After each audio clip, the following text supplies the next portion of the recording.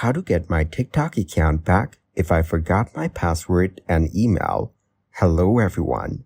In this video, I will show you how to get my TikTok account back if I forgot my password and email. To reset a password while logged in the TikTok app, tap Profile at the bottom. Then tap the menu button at the top. Now tap Settings and Privacy. Next tap Account, then tap Password. Follow the instructions to reset your password. To reset a password when you're not logged in the TikTok app, tap Sign Up. Then tap Login at the bottom of the page.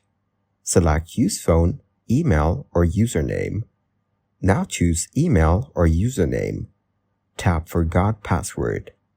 Choose to reset your password with your phone number or email. Thank you guys for watching this video. Hope you got some value. Make sure to like the video and subscribe to the channel to get notified of new videos. See you in the next one.